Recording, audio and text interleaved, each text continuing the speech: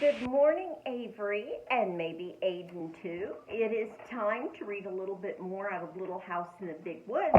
And the last time we read, we were talking about how they celebrated Christmas and how different it is from the way we celebrate Christmas today.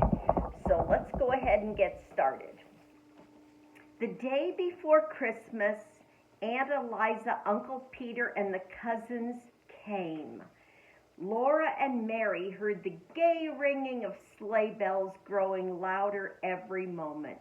And then the big bobsled came out of the woods and drove up to the gate. And Aunt Eliza and Uncle Peter and the cousins were in it, all covered up under blankets and robes and buffalo skins. They were wrapped in so many coats and mufflers and veils and shawls that they looked like big shapeless bundles.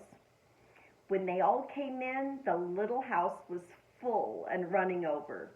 Black Susan ran out and hid in the barn, but Jack leaped in circles through the snow, barking as though he would never stop. Now there were cousins to play with. You have to remember, because of the fact they lived in the big woods, they never had other children to play with, so this was a big deal.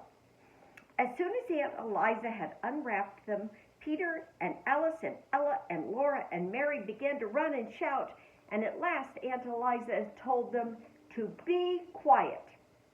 And then Alice said, "I'll tell you what let's do. Let's make pictures." Alice said they must go outdoors to do it, and Ma thought it was too cold for Laura to play outdoors. But when she saw how disappointed Laura was, she said she might go after all for a little while. She put on Laura's coat and mittens and a warm cape with a hood and wrapped a muffler around her neck and let her go. Laura had never had so much fun. All morning she played outdoors in the snow with Alice and Ella and Peter and Mary making pictures. And the way they did this was this.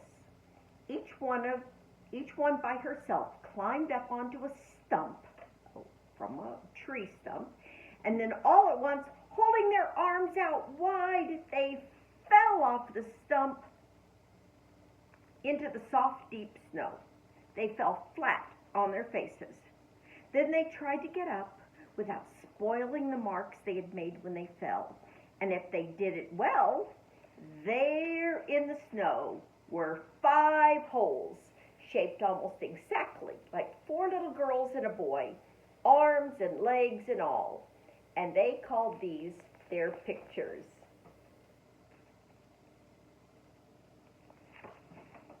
They played so hard that all day that when night came they were too excited to sleep. But they must sleep or Santa Claus would not come. So they hung their stockings by the fireplace and they said their prayers and they went to bed. Alice and Ella and Mary and Laura all slept in one big bed on the floor. Peter had the trundle bed, and Aunt Eliza and Uncle Peter were going to sleep in Ma and Pa's big bed, and another bed was made up on the attic floor for Pa and Ma. The buffalo robes and all the blankets had been brought in from Uncle Peter's sled, so there were enough covers for everyone. Pa and Ma and Aunt Eliza and Uncle Peter sat by the fire talking, and as Laura was drifting off to sleep, she heard Uncle Peter say, "Eliza had a narrow squeak the other day when I was away at Lake City. You know Prince, that big dog of mine?" Laura was wide awake at once. She always liked to hear about dogs. She lay still as a little mouse and looked at the fire flickering on the log walls and listened to Uncle Peter. Look, she loves stories. And there she is, laying with all the cousins, listening to the story. "Well," Uncle Peter said, "early in the morning, Eliza started to the spring to get a pail of water, and Prince, the dog, was following her. She got to the edge of the ravine where the path goes down to the spring, and all of a sudden Prince set his teeth on the back of her skirt, and he pulled. Now, you know what a big dog he is.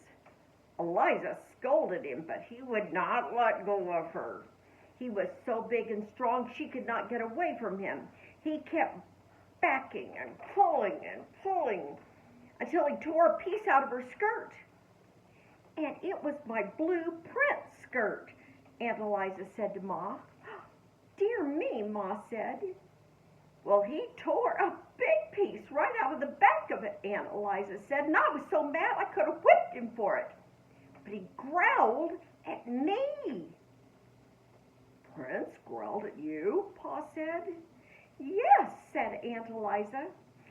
So then she started on again toward the spring, Uncle Peter went on, but Prince jumped into the path ahead of her. He snarled. Brrr. He paid no attention to her talking and her scolding. He just kept on showing his teeth and snarling, and when she tried to get past him, he kept jumping in front of her and snapped at her. And that scared her. I should think it would, Ma said. He was so savage I thought he was going to bite me, said Aunt Eliza. I believe he would have. I have never heard of such a thing, said Ma. What on earth did you do?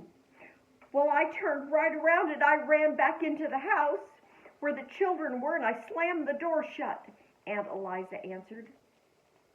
Well, of course, Prince was savage with strangers, said Uncle Peter, but he was always so kind to Eliza and the children, I felt perfectly safe to leave them with him.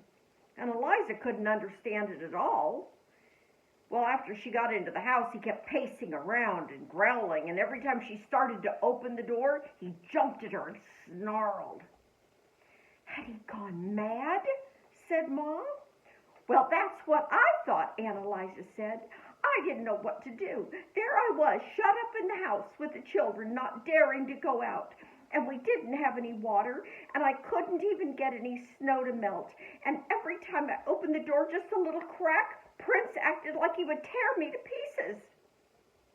How long did this go on? Pa asked. All day till late in the afternoon, Aunt Eliza said. Peter had taken the gun, or I would have shot him. Well, along late in the afternoon, Uncle Peter said, he got quiet. And he lay down in front of the door. Eliza thought he was asleep, and she made up her mind to try to slip past him and get to the spring for some water.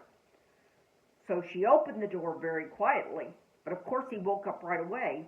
And when he saw that she had the water pail in her hand, he got up and walked ahead of her to the spring, just the same as usual.